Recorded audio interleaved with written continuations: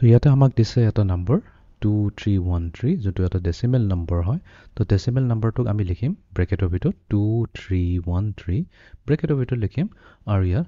আমি ব্ৰেকেটৰ তলত ইয়াতে লিখি দিম 10 তো এটো হৈ যাব বেস 10 যোনটো ইন্ডিকেট কৰি আছে যে 2313 হৈছে এটা ডেসিমেল নম্বৰ ইয়াক আমি লৈ যাব লাগিব ইয়াৰ বাইনাৰী ইকুইভ্যালেন্ট লৈ তো অলপ দীঘল নম্বৰ এটা আছে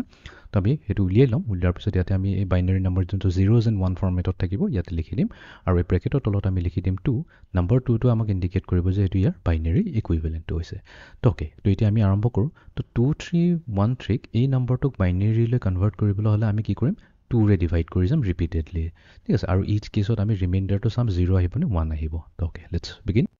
তো এটো কৰিব কাৰণে আমি ক্যালকুলেটৰ সহায় ললো 2313 ডিভাইডেড বাই 2 কি আছে 1156.5 তো আমি খালি কি কৰিম ডেসিমেল পইণ্টৰ লেফট সাইডে থাকাটো আমি নোট কৰিলো 1156 তো গল 1156 আৰু এই যোনটো আমাৰ 0.5 টো থাকিল এই 0.5 টো কৈ আছে যে আমাৰ এটা ৰিমাইন্ডাৰ থাকিব সেই ৰিমাইন্ডাৰটো আমি ইয়াতে নোট ডাউন কৰিলো আমাৰ ইয়াতে ৰিমাইন্ডাৰ থাকিব সেই ৰিমাইন্ডাৰটো হৈ যাব 1 এই 0.5 থাকা কাৰণে আমি ক'ব পাৰিম যে ৰিমাইন্ডাৰটো হৈছে 1 নেক্সট আমি আকৌ যেহেতু ৰিপিটেড ডিভিজন কৰি আছো তো এবাৰ আমি আকৌ ডিভাইড কৰিম 1156 ক 2 ৰে ডিভাইড কৰিম তো আমি ইয়াতে লওঁ 1156 ডিভাইড বাই 2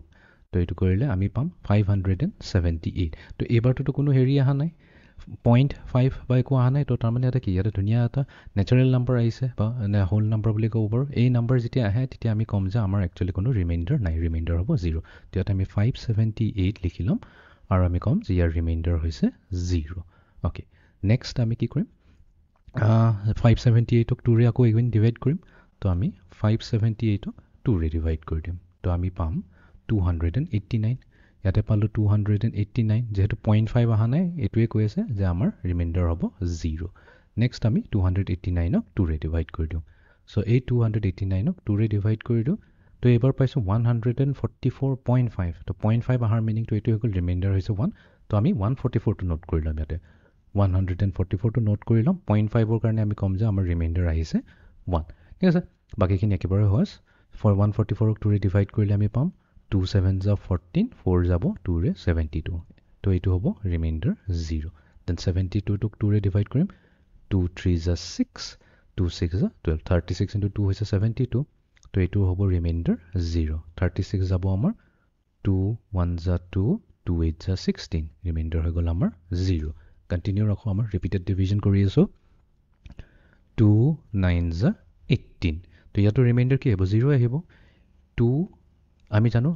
2 9 ক 2 ৰে ডিভাইড কৰিলে 4.5 পাম তো 4 আহিব আৰু ৰিমাইন্ডাৰ আহিব আমাৰ 1 দেন 4 ক আমি কৰিলো 2 2 जा 4 এটো আহি গল আমাৰ 0 দেন আহি গল আমাৰ 2 1 जा 2 ৰিমাইন্ডাৰ আহি গল আমাৰ 0 এন্ড দেন ফাইনালি 1 ক আমি কৰি দিম এগেইন 2 ৰে সো 1 যেহেতু 2 ক হৰু ইয়াতে আহিব আমাৰ 0 2 0 जा 0 তো ৰিমাইন্ডাৰ আহি যাব 1 আৰু আমি একিনিতে ষ্টপ কৰিম তো ইয়াতিয়া আমাৰ এটো হৈ যাব most significant bit আমি খালি এটা ৰিমাইন্ডাৰ ভ্যালুটো চালে হল এটো হৈ যাব আমাৰ MSB আৰু যোনটো আমাৰ ফাৰ্স্ট ৰিমাইন্ডাৰটো আহিছিলে হেতু হৈ যাব আমাৰ LSB আছে তো আমি কি কৰিম MSB পৰা চাও MSB পৰা চালে বস্তুটো ইজি হ'ব তো আমাৰ 1 আহি গল ওকে নেক্সট আহিছে আমাৰ 1 টো হৈ গল 001 এটা আমি লিখিলাম 001 আমি তলৰ পৰা ওপৰলৈ ডাইৰেকশন লৈ যাম ঠিক আছে নেক্সট আহিছে আমাৰ 0 কেবাৰ আহিছে 1 2 3 4 চাৰিবাৰ ৰিপিট হৈছে 1 2 3 4 চাৰিবাৰ ৰিপিট হৈছে একিন লৈ গল দেন 1001 1001 তো পাই গলো আমাৰ বাইনাৰী ইকুইভ্যালেন্টটো তো এটা আমি এটা নোট ডাউন কৰিলাম যে 2313 ডেসিমেল নম্বৰটো যেটা আমি বাইনাৰী লৈ আহো আমি পাম 1001 দেন 4টা 0 1 2 3 4 next 1001